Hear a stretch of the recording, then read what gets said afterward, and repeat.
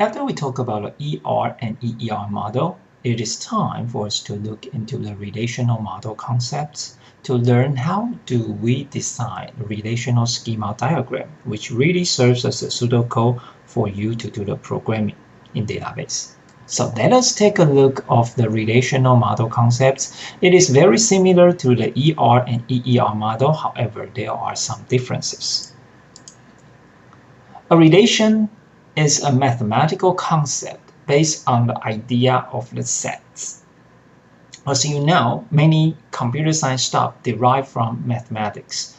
In 1970, which is 50 years ago, and you need to understand, compare with math, chemistry, physics, 50 years is like an infant. So the model was first proposed by Dr. E.F. Codd of IBM Research for the following paper. And this paper is called A Relational Model for Large Shared Data Banks, which forms as the foundation for all the database that we learned today. This paper also earned Dr. Codd the coveted ACM Turing Award, which is like the Oscar in computer science area. That is the highest honor in a computer science world. So based on his paper, these are the concepts that we need to understand in order to design what we call the relational schema diagram. So here's the outline. Relational model concepts, which will start talking about the domain, attributes, and relations. And after that, we will look into the characteristics of the relations. Once we have looked into those things, we will look into the schemas, which is the place that we learn how to draw the relational schema diagram. And then we will look into how do we do the data that been stored inside of the structures that we have been built up. So this chapter is very important for us to really do the implementations about the database. So starting with the domain, attributes, and relations. Relational model concepts. The relational model represents the database as a collection of the relations. And this relation is like the table that we're looking into. Each relation is a table. So student relation is a student table. Employee relation is an employee table. Department relation is a department table. So those are the things that we want to look into. When a relation is thought as a table of the values, each row inside of the table represents a collection of related data that we are interested in.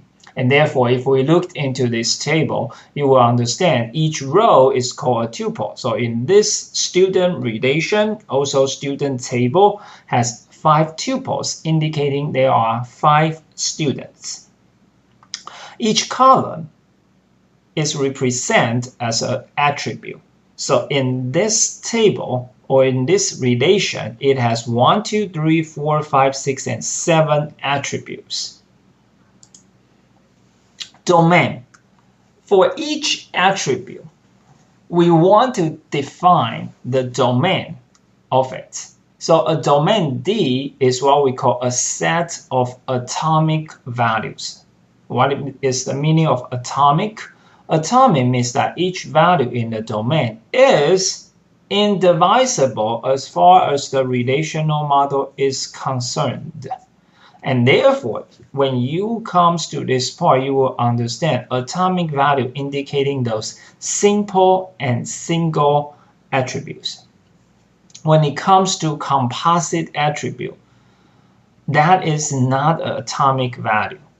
When we talk about the multi-value attribute, that is not an atomic value. And therefore, we need to handle those things especially.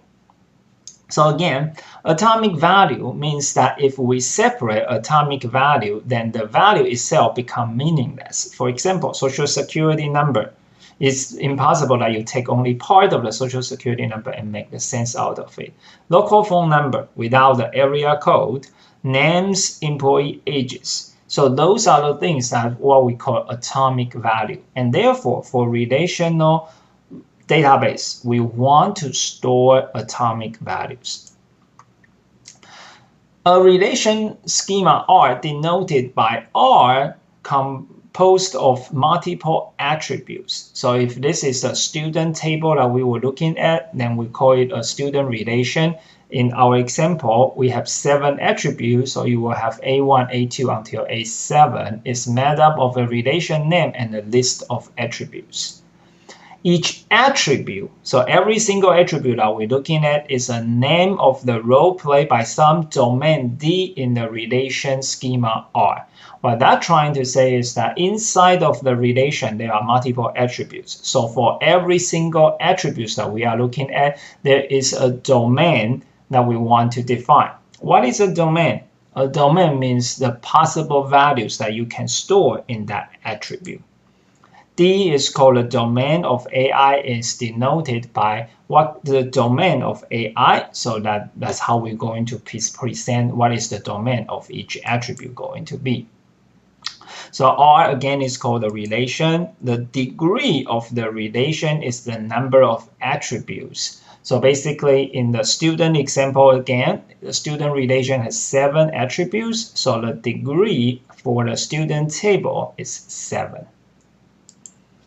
Now let's look into the domain definition. So given R equals to described by multiple attributes, and each attribute has a domain. So what we are going to present, the whole relation is equal to the domain cross product with another domain A2 until all the domains in the end of it. So R of A1 until AN is called a schema of the relation. Basically, it's how we design a relation. R is the name of the relation. A1 through AN are the attributes. So let's take a look at the example to understand it.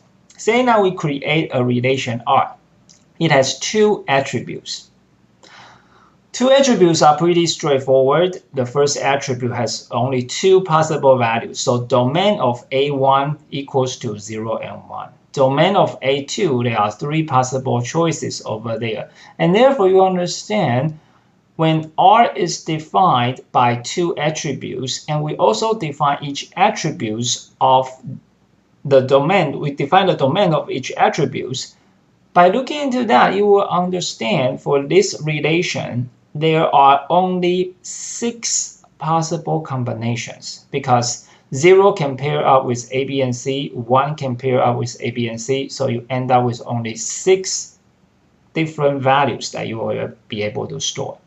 And therefore you understand that to define each domain is very important in the relation definition. It's going to be the same thing when we are going to write a program. Because when we are writing a program, we will need to define the name of the relation. We need to define each attribute. While we define each attribute, not only we need to provide the name, but also the data type and the space out of it, so that we will be able to define the whole relation. So here is a summary of what we have looked into. There are some formal terminologies that we use. There's also some informal terminologies that we use. So that for the relation, it's like a table. A column header is attributes that we are looking at.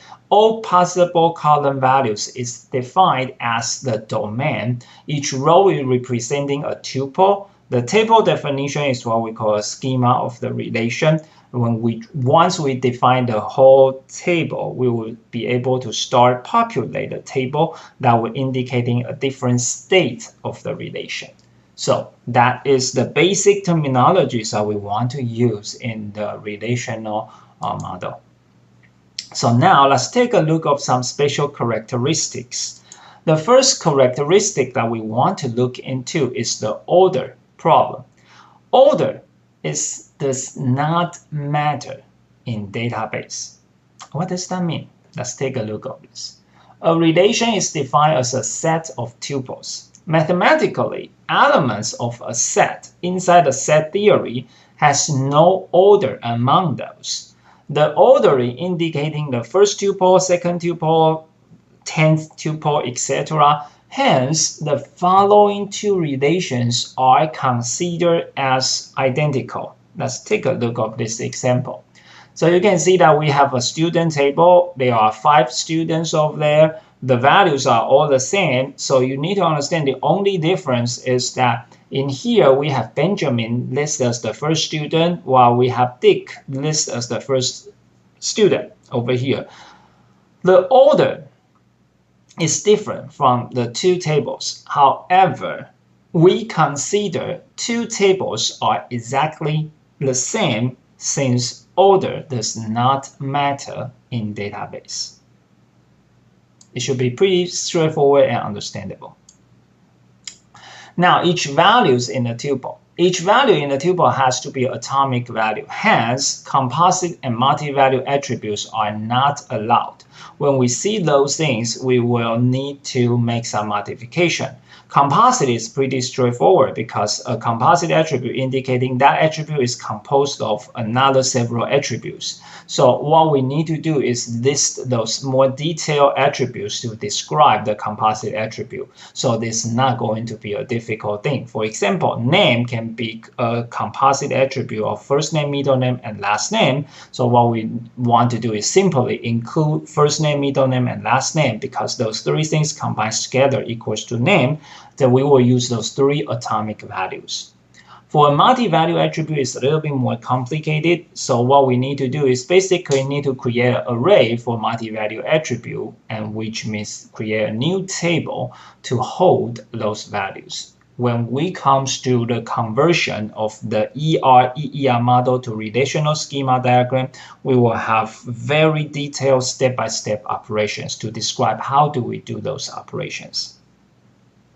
So, since all the values that we want to store has to be atomic value, this model is sometimes called the first relational model, or what we call the first normal form. Those things are like the basic requirements. There's going to be some more strict operations called like second normal form or even higher, but first normal form is the one that force us to store all the values in atomic value. And again, that's only because computer holds one value for each variable. And this is the easiest way of handling things for computers.